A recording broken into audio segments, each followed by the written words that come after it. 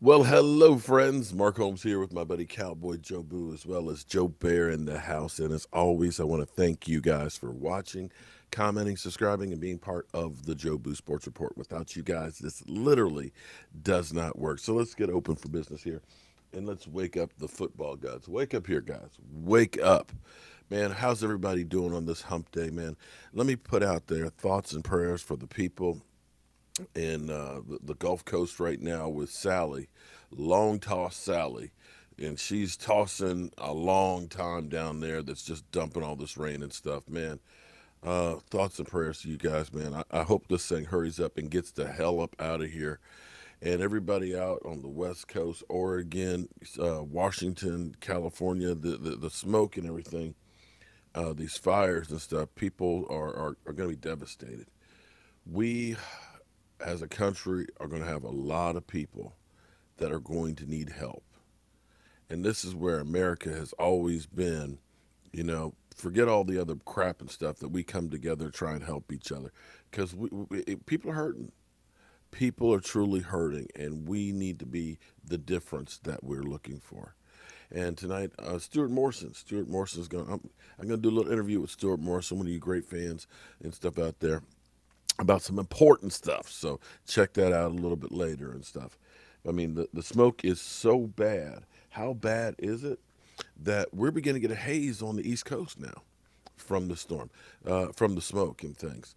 And it's all across the globe. It kind of makes you wonder, when they talk about volcanoes going off and blocking out the sunlight, if these fires can block off some of the sunlight and kind of change the climate and stuff. The ice age, they say, basically, they think it was like a meteor hit, put all this dust and stuff in the atmosphere and blocked out the sun. Well, the sun's getting kind of blocked out right now a little bit. So, not to put any panic or anything on there, but just saying. But speaking of putting the lights out, Aldon Smith. Aldon Smith was the biggest bright spot that you could ask for on our team. Aldon Smith, here's the thing that's interesting. Aldon Smith's contract, I think, pays him like $3.5 million if he reaches all the incentives. And one of the incentives is to have 13 sacks. If you if you looked at that and said, "Man, he's got no chance," you might be wrong. His performance was dominant. Let me go through the stats. I want you to listen to this now. He had 6 solo tackles, 6. Had 11 total tackles, with 5 assists. 1 tackle for a loss, 1 sack, and 2 quarterback pressures is unbelievable. In fact, one of his pressures ended up leading to the first interception that we've got this season. How I know you're like, okay, that's no big deal. But let's just kind of equate this up. Now, I don't expect these numbers to be like this at the end of the year. You're going to have good games and bad games, and there's injuries and things like that. However, if you were to take those statistics where he had 54 snaps, 74% of the plays for the Cowboys, and you equated it out for a season, that would equal out to 96 solo tackles, a total of 176 tackles. Tackles for a loss would be 16, 16 sacks, and 32 quarterback pressures.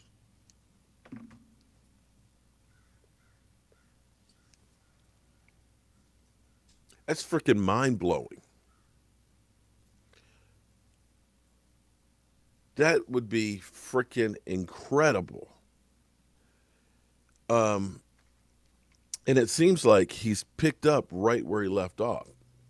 Understand his first 2 years were almost historic. In 43 games, he had 42 sacks. 43 games, 2 sacks.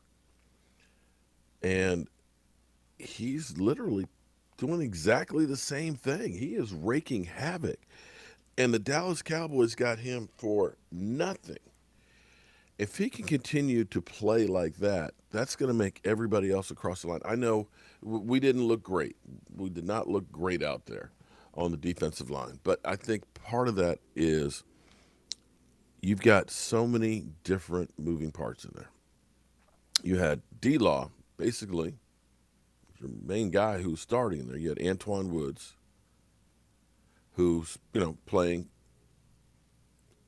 somewhat in there, but mixing it in now with Tristan Hill, who really didn't play last year, and you got Emerson Griffin, who just got here, literally just got here without any offseason or, before getting here, only having 2 weeks of training camp. And you have now Aldon Smith. So there's not a lot of cohesion there. And see, here's the thing about defense.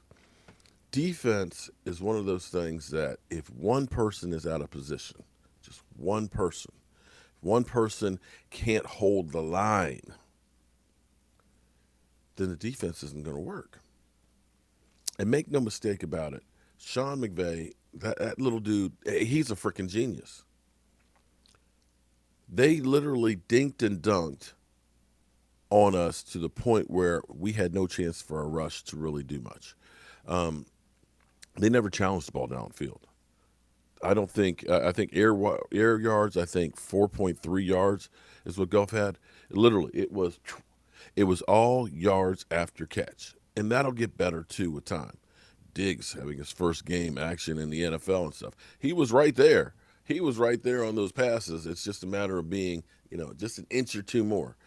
But if you can continue with Aldon Smith being that wrecking gang over there on that side, D-Law now having less to worry about, because now what's going to happen is if you're the Atlanta Falcons, you look and say, you're not concentrating on D-Law as much right now as you are Aldon Smith, because Aldon Smith can kill your game right there by himself. So if people start focusing in on Aldon Smith because he's that one man wrecking gang, like he was 5 years ago, you can't focus as hard as D-Law. And D-Law all of a sudden gets a lot easier. He's not taking those double and triple teams like he was last year. And all of a sudden, he starts being able to step it up. And if he starts being able to step it up, and the quarterback has to step up into the pocket, and now all of a sudden, Tristan Hill, after getting the butterflies out, and Dontari Poe and everybody else, now starts getting a little bit of push, you will see that defensive line start to take over games. But it's going to take time because we are doing stuff that's different than what we did last year. We're doing stuff with different guys than we did last year. And the cohesion will come. It's going to take some time. And understand, without all the OTA practices, without the guys being there, getting the classroom work like they usually do. They got some classroom work, but they couldn't actually get out on the field. It's one thing to look at a play on the book. It's a whole nother to be out there on the field. So what you have to understand is these first few games are really like preseason. They're still learning everything. But I have faith in the defense being able to turn around. The worry, of course, is right now is linebacker, because Leighton Vander Esch. But if we can have Aldon Smith and that defensive line help to take up some more of that slack, it makes the job easier for everybody else down the line. And I'm excited about it. I love seeing the big guys in the middle, and I love seeing Aldon Smith. And you want to hope that he can earn every penny of that contract. And you have to say, you know what? That was actually, you lucked out. You lucked out, because Aldon Smith makes you forget about who was there last year? Who was there last year? Last year. Who? Went to Chicago? Got paid $74 million? Robert Quinn. So in the grand scheme of things, where people said, oh, the Cowboys lost Robert Quinn. The defense is going to hurt real bad because they lost Robert Quinn. It looked like they found a much cheaper option, at least for this year. And the final thing I'll say on this is the Cowboys were smart, because this was a no-risk, high reward. if Aldon Smith ends up continuing to play really, really well, either you're going to have a great player that you're going to have to sign to a contract, or you know another great player that goes someplace else and signs a big contract, and you at least get a compensatory pick. So you got everything to gain and nothing to lose. And that, my friends, is how you keep being able to turn over a roster and how you keep being competitive year after year after year.